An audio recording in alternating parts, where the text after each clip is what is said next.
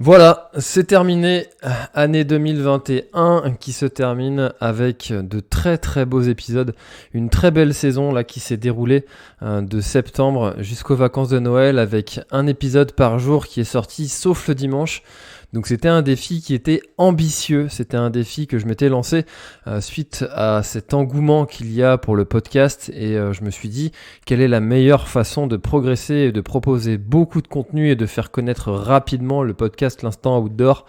Eh bien, c'est de faire beaucoup d'enregistrements, de publier beaucoup d'épisodes et puis ça m'a permis moi aussi de progresser dans mes compétences, que ce soit en interview, en écoute, de poser des questions pertinentes. Ça m'a aussi fait progresser dans les rencontres. J'ai appris beaucoup de mes invités. Donc c'est aussi ça l'intérêt de ce podcast, c'est aussi d'apprendre de l'expérience des invités que je reçois. Alors forcément, vous qui les écoutez, eh bien vous apprenez des choses. Mais forcément, moi comme j'y participe à absolument tous les épisodes, eh bien j'en apprends encore beaucoup plus. Alors, quelles sont les réussites de ce podcast ? Eh bien, les réussites, c'est le nombre d'écoutes, le nombre de gens qui sont auditeurs. Donc, vous qui êtes en train d'écouter cet enregistrement, merci beaucoup pour votre fidélité, parce que je vois que sur les chiffres, on a accès à des statistiques, que beaucoup d'auditeurs du podcast sont des auditeurs réguliers. Ça veut dire que alors vous écoutez peut-être pas tous les épisodes parce que j'imagine que ça demande déjà beaucoup de temps de pouvoir écouter tous ces épisodes qui durent presque 1 heure à chaque fois, voire plus pour certains. Et puis il y a des sujets aussi, j'imagine, qui vous intéressent plus que d'autres. Donc vous êtes obligé de prioriser aussi, j'imagine, dans votre écoute. Mais en tout cas, ce que je vois sur les chiffres, c'est que vous êtes beaucoup à écouter beaucoup d'épisodes du podcast et à en écouter encore et encore. Donc ça, c'est quelque chose, c'est un chiffre qui, moi, m'intéresse énormément, parce que de toucher les gens une fois, de toucher 1 million de personnes une fois et que ces personnes-là ne reviennent jamais, ça m'intéresse pas. Je préfère en toucher 100, 200 et que ces 100 et 200 personnes ou 200 personnes écoutent le podcast tout le temps, tous les jours, toutes les semaines, et qui soient de vrais fidèles, qu'ils en parlent autour d'eux, qu'ils soient fiers de dire bah tiens, j'ai écouté tel épisode dans tel podcast avec tel invité et j'ai appris telle chose. Et ça, en fait, c'est ce que je recherche, c'est vraiment de transmettre ça. Ça m'intéresse pas d'avoir des milliers d'écoutes si c'est voilà, encore une fois des gens qui passent par là par hasard et qui ne reviennent jamais. Donc c'est vraiment ça, ce chiffre-là que j'ai regardé vraiment avec intérêt, c'est le nombre d'auditeurs qui reviennent sur quasiment tous les podcasts. Alors donc ça, c'est la première des réussites. La deuxième, c'est d'avoir réussi ce défi qui était extrêmement ambitieux, de faire un podcast par jour. C'est quelque chose qui demande beaucoup de temps, parce que vous imaginez, faut les enregistrer, faut les monter, faut les publier, et après il faut les promouvoir. C'est quelque chose qui prend beaucoup de temps, et dans toute mon organisation, avec mes entraînements, avec d'autres projets, etc., c'était pas sûr que j'y arrive. Alors il y a eu une semaine où ça a été une semaine de transition, et ça c'est une erreur que j'ai fait. J'ai changé en fait d'hébergeur pendant une semaine. Je pensais que ça n'aurait aucun impact sur la publication des podcasts, et en fait il y a eu une petite semaine de transition où du coup il n'y a pas eu d'épisode publié. Donc peut-on dire que le défi est réussi ? Allez, moi je me l'accorde quand même. c'est vraiment pas de mon fait, c'est un problème technique d'hébergeur. Bon bref, je rentre pas dans les détails, mais du coup bah, le défi est accompli. Donc très content aussi d'avoir eu ces intervenants qui sont revenus régulièrement sur le podcast. Je pense à Laurent Kurtzman, je pense à Éric Lacroix, je pense à Serge Moreau, je pense à Olivier Garcin, je pense à tous les intervenants de la clinique du coureur.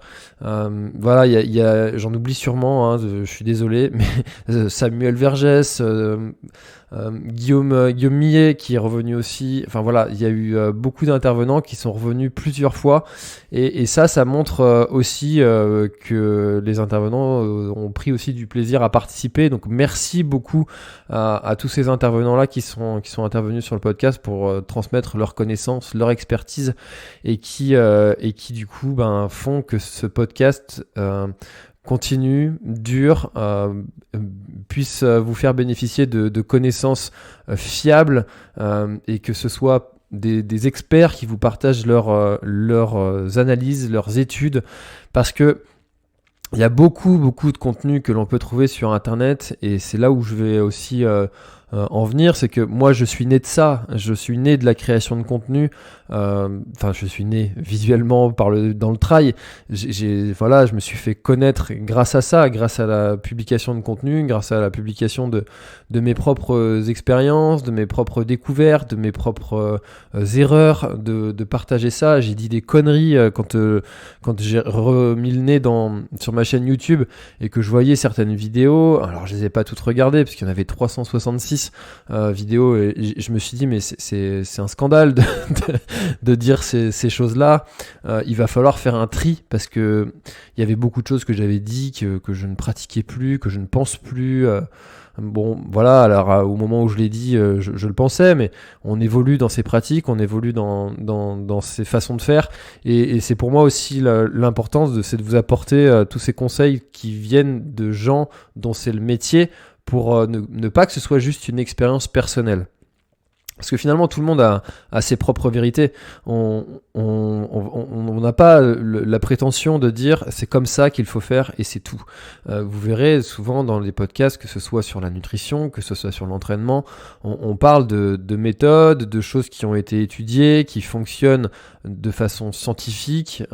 Maintenant, il y a une phrase aussi que moi j'aime beaucoup et qu'on répète assez souvent, enfin que je répète assez souvent, c'est que ça peut être vrai en théorie, alors, il faut pas que je me trompe. C'est vrai en pratique, mais faux en théorie. Ça veut dire que si toutes les données scientifiques et les études vont dire que une pratique n'est pas bonne, mais que pour vous, eh bien, ça fonctionne, eh bien, gardez votre façon de faire si ça fonctionne pour vous. Voilà. Mais l'intérêt d'avoir tous ces experts qui partagent leurs connaissances, c'est d'avoir des épisodes qui sont vraiment d'une qualité fiable, quoi. Donc d'avoir des éléments sur lesquels vous pouvez vous baser et puis structurer votre programme, votre nutrition, votre préparation mentale. C'est un sujet qu'on aborde de plus en plus dans le podcast. Voilà, donc aussi tous les intervenants et athlètes élites qui nous partagent leurs expériences. Je pense à Patrick Bohard, que j'ai reçu très récemment, qui nous partage ses conseils pour son sommeil. Voilà, c'est des choses qui sont inestimables. Enfin, faut imaginer en fait de l'expérience qu'on acquiert grâce à ça. Et l'être humain a toujours aimé se raconter des histoires. Depuis la nuit des temps, on a l'image du grand sage qui autour du feu raconte des histoires à tout le monde. Ce podcast, c'est un peu ça. C'est des gens qui ont une expérience qui est beaucoup plus importante que la nôtre, que la mienne, que sur certains sujets. Sur d'autres, j'ai plus d'expérience que certains intervenants, et on échange en fait sur chacun se raconte sa propre histoire. Alors moi je la raconte moins que les autres parce que c'est quand même moi qui pose les questions, donc je suis pas là pour raconter ma vie, mais malgré tout parfois je ramène ça à ma propre expérience, parce que ça permet aussi d'illustrer, moi aussi je prends des conseils tout simplement. Enfin voilà, c'est voilà, notamment sur le sommeil. Encore une fois, je me suis dit purée, si je devais m'engager sur un 330 bornes, comment est-ce que je vais gérer ça? Je sais pas, donc je demande des conseils en fait. Et donc l'être humain a toujours aimé se raconter des histoires, et c'est ce qu'on fait via ce podcast. On se raconte des histoires, des anecdotes, des réussites, des partages d'émotions, et c'est vraiment ce que j'aime dans ce podcast-là, et c'est pour ça que je me lasse pas d'enregistrer. Enfin voilà, il y a là au moment où je tourne, on est le 18 décembre. C'est bientôt mon anniversaire, le 21 décembre. Si vous écoutez ce podcast avant mon anniversaire, eh bien c'est pas possible parce qu'il sera pas publié. Donc sachez que quand le podcast sort, mon anniversaire est déjà passé, mais au moment où je tourne cette vidéo, il y a 134 épisodes sur le podcast. 134, je sais pas si vous vous rendez compte, mais moi ça veut dire que j'ai échangé, ça fait des centaines d'heures d'écoute. Donc enfin non, pas des centaines, allez, ça doit faire 150 heures par là, 150 heures d'écoute. Enfin, pour moi, c'est toutes ces heures-là que je passe à écouter, que je passe à poser des questions, que je passe à apprendre. C'est inestimable de pouvoir bénéficier de cette expérience-là. Enfin, moi, je le conçois comme ça, et c'est pour ça, en fait, que je me lasse pas, que des fois, j'ai enregistré 3 épisodes dans la même journée. Alors, je peux vous dire qu'à la fin, c'était hyper fatigant, parce que d'avoir une écoute active de chaque intervenant, c'est assez fatigant, mais c'est aussi ultra passionnant. Enfin, je veux dire, j'ai la chance de pouvoir poser des questions à des formateurs de la clinique du coureur. La clinique du coureur, c'est un institut de formation pour les professionnels de santé. Et les gens payent cher pour aller écouter leurs conseils. Alors, c'est sur des formations qui durent plusieurs jours et qui sont beaucoup plus poussées que une heure d'écoute et qui sont mises en pratique avec des exercices, etc. Oui, n'empêche que on peut poser des questions pendant 1 heure à des experts. Et ça, en ayant l'impression d'avoir juste une conversation simple. Je pense à Sébastien Cornette, je pense à voilà, enfin c'est des gens qui Florence Morisseau, enfin c'est des gens qui ont des connaissances qui sont juste incroyables, et ils nous partagent ça, et donc on comprend aussi toute leur expérience, et ça, enfin voilà, moi je me lasse absolument pas de tout ça. Alors, il y a quelque chose dont j'ai parlé un petit peu sur les réseaux concernant Café Trailer. Café Trailer, c'est de là qu'est né le podcast. À l'origine, le Café Trailer, j'ai déjà raconté l'histoire, mais je le raconte souvent aux intervenants à qui je propose de participer. Mais si vous l'avez jamais entendu, je vais vous la répéter. Café Trailer, c'est né d'après le confinement. Alors c'était en juin 2020, le premier épisode.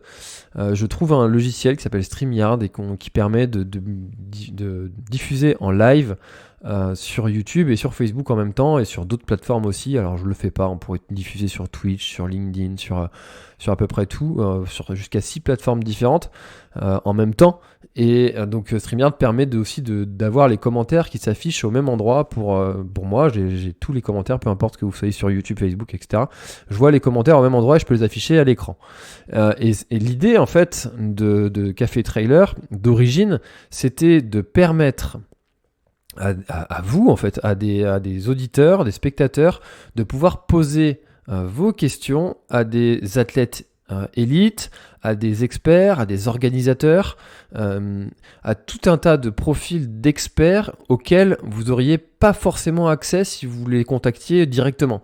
Parce que faut imaginer que ces personnes-là sont souvent très sollicitées et elles ne peuvent pas toutes se permettre de répondre à toutes les questions qu'elles reçoivent sur les réseaux. Au bout d'un moment, on s'en sort plus, et puis ces gens-là, ils ont une vie, ils ont un travail, ils ont leur entraînement, ils ont aussi... Enfin voilà... Et du coup, Café Trailer est né de ça, en fait, cette idée-là, associée à cette découverte d'un logiciel qui est sorti.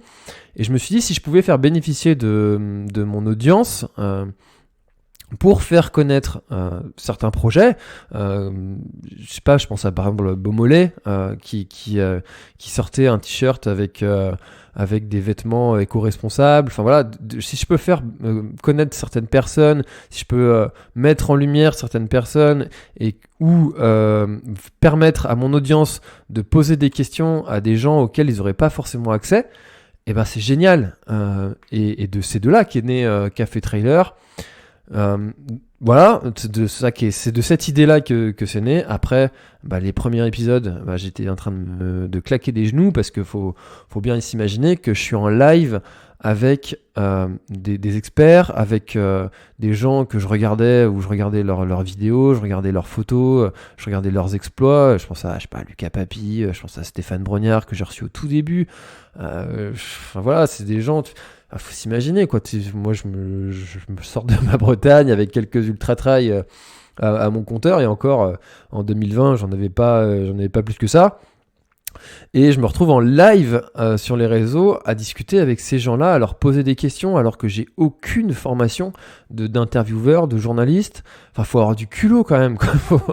Enfin, c'est donc ça a commencé comme ça, ce Café Trailer, et ensuite est venu le moment où certaines personnes ont suivi régulièrement l'émission et certaines autres personnes m'ont dit mais c'est pas possible pour moi le mercredi soir de suivre parce que soit je travaille, soit je préfère être en famille, soit il y a la Ligue des Champions, soit enfin voilà, j'ai eu tout un tas de raisons qui s'entendent en fait. Enfin moi je veux dire si tous les mercredis soirs je devais être ou tous les jeudis soirs je devais être en train de regarder quelque chose qui me plaît, je sais pas si je serais dispo quoi.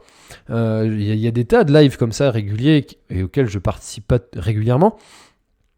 Et on m'a dit, est-ce que tu pourrais pas mettre les épisodes en audio parce que ça nous permettrait d'écouter les échanges. Alors certes, ça permet pas de participer, mais ça permet au moins d'écouter et bah c'est mieux que rien.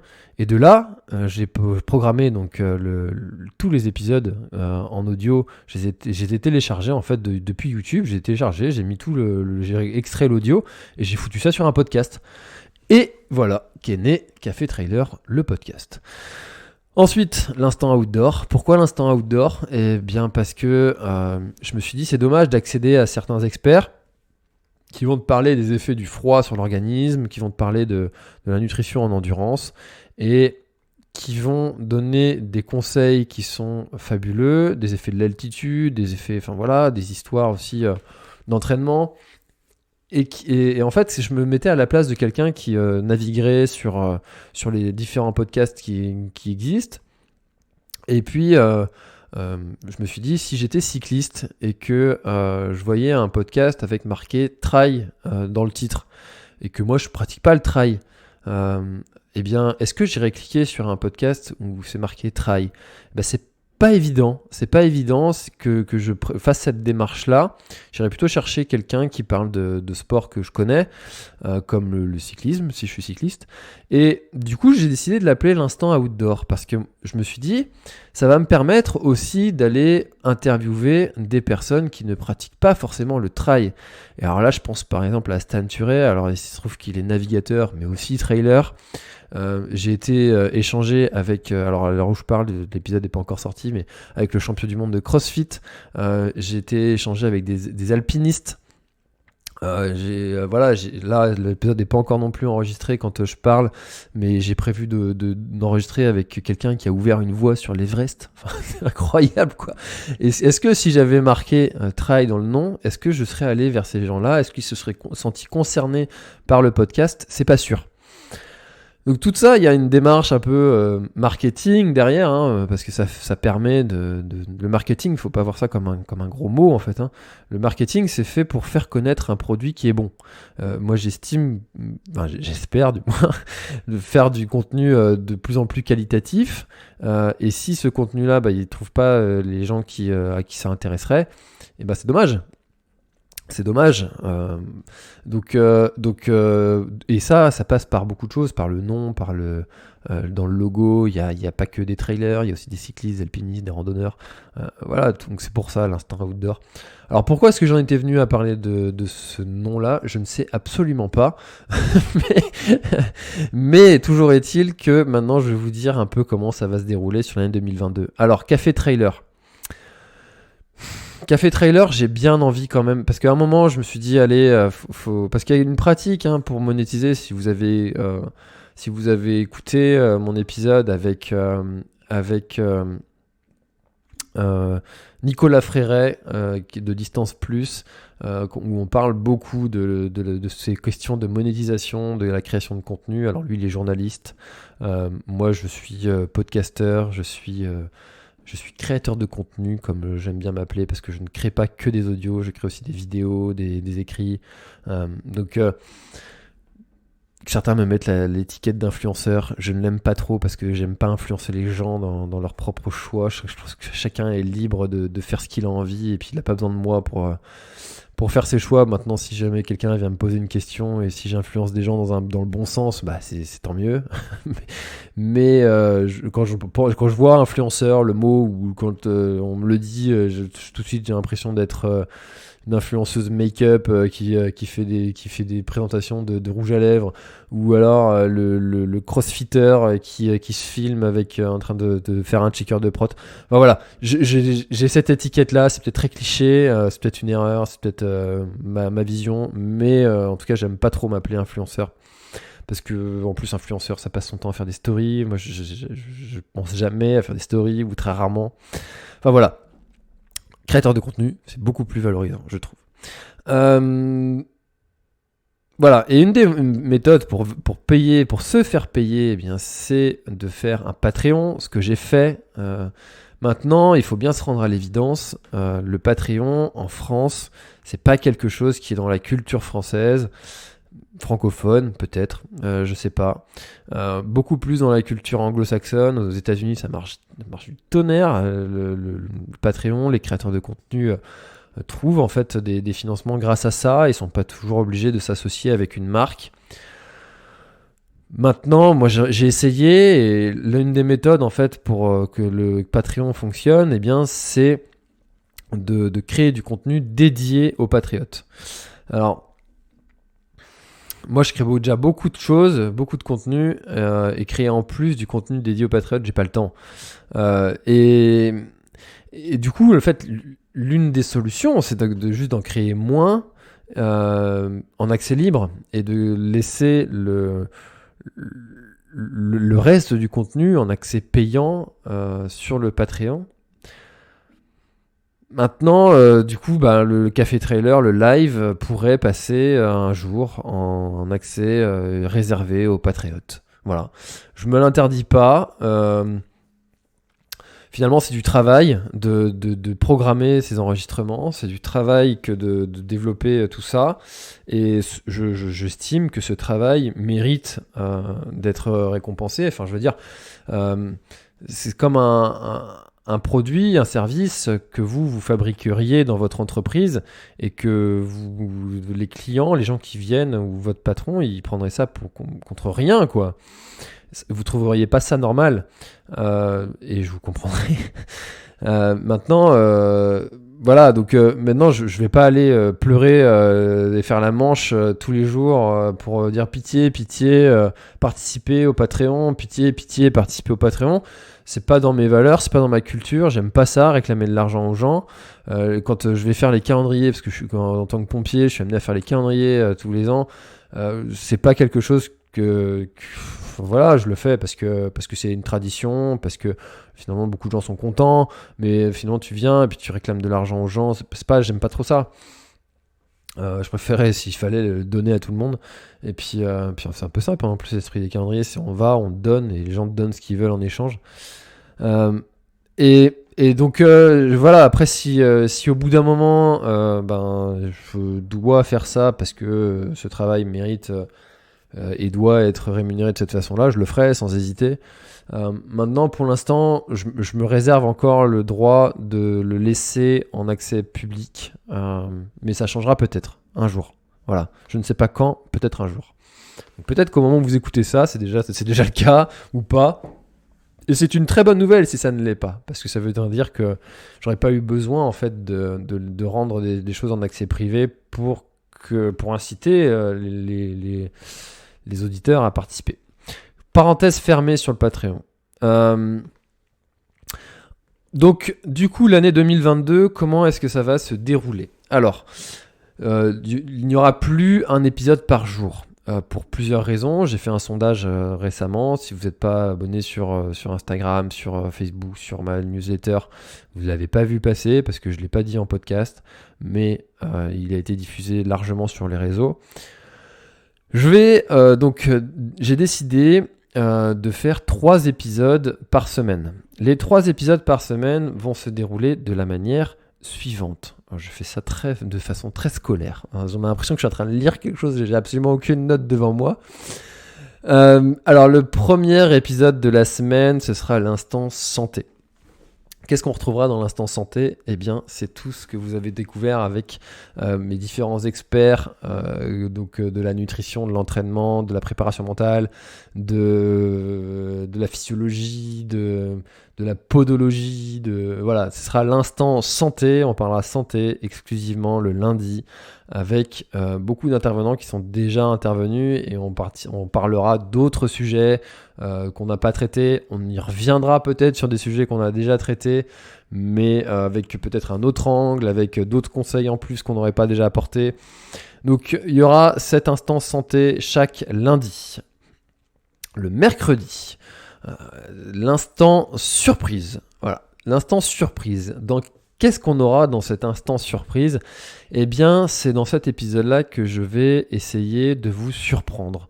Donc, chaque mercredi, il y aura un épisode où vous direz « Tiens, j'aurais pas pensé à cet épisode-là. Ce sujet-là n'est pas souvent traité. C'est intéressant. » D'essayer de faire aussi des passerelles entre d'autres sports. Donc, alors, par exemple, qu'est-ce qu'on se trouvera là-dedans ? Eh bien, dans les intervenants réguliers, j'ai oublié de citer Jérôme Maire, qui de Montre Cardio GPS, qui nous parle de technologie. Et donc, par exemple, dans l'instant surprise, c'est des épisodes avec Jérôme qu'on pourra retrouver. On pourra retrouver aussi de la sociologie, on pourra retrouver de l'histoire, on pourra retrouver...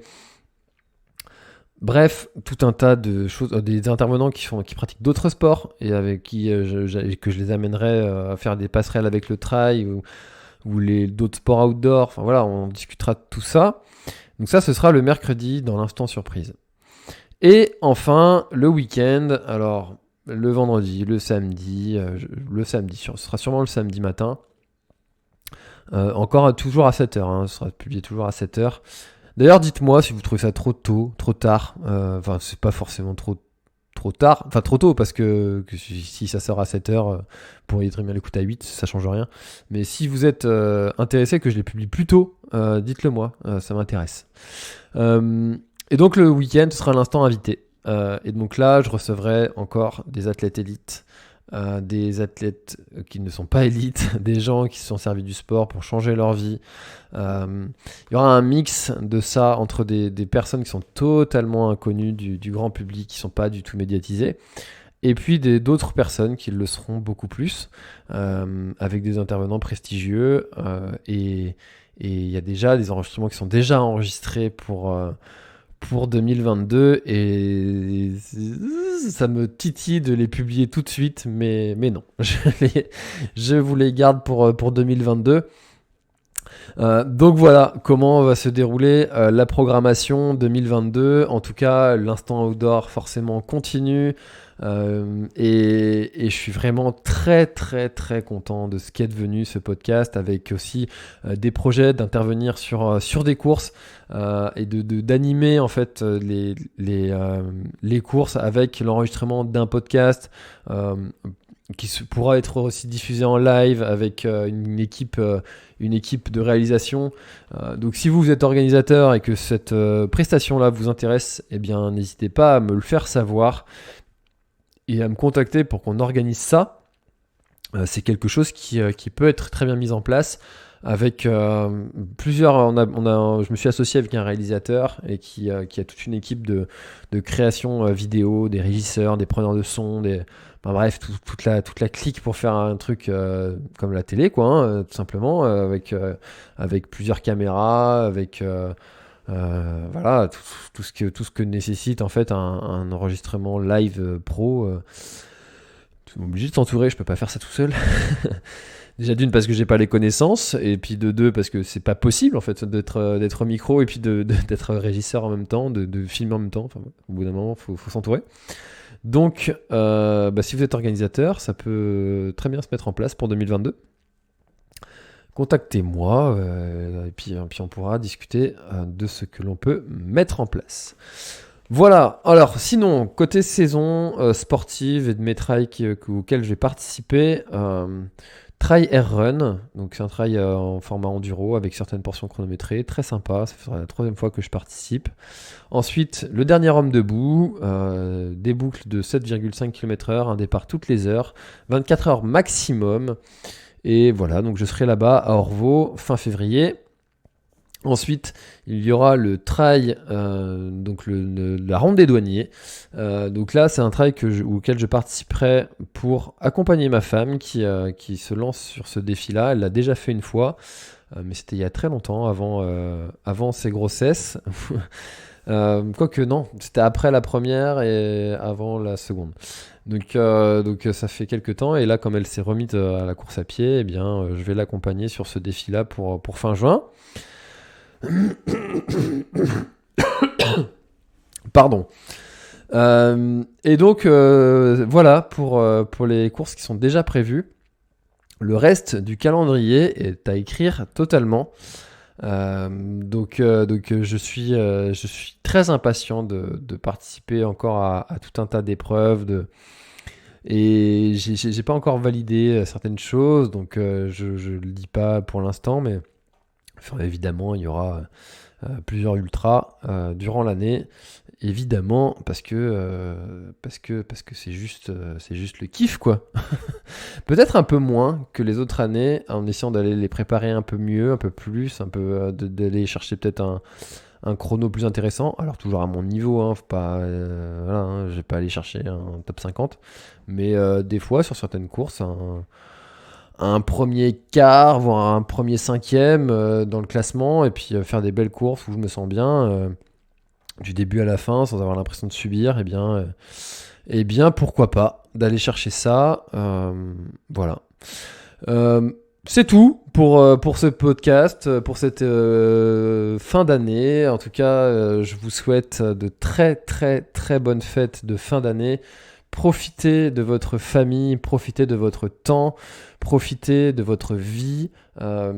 C'est très cliché de dire ça, mais voilà, ayez vraiment conscience, et moi aussi, hein, je suis pas exclu de ça, hein, de prendre conscience de plus en plus que la vie peut s'arrêter du jour au lendemain, et, et juste kiffez votre vie. N'écoutez pas tous ceux qui vous freinent, qui vous tirent vers le bas. Comme on dit, on est la moyenne des 5 personnes que l'on côtoie, et ces personnes-là, elles doivent vous tirer vers le haut, elles doivent vous apprendre. C'est ultra nécessaire, ultra important de bien s'entourer, d'avoir une famille, un socle dur. Comme je le dis aussi régulièrement, on ne bâtit pas sur du sable. Voilà, entourez-vous, faites le tri dans les gens qui vous sont néfastes, balayez-les d'un revers de la main, une claque pédagogique s'il faut, et puis fuyez, pauvre fou, comme dirait Gandalf. Voilà, je commence à partir en couille là, après une demi-heure d'enregistrement.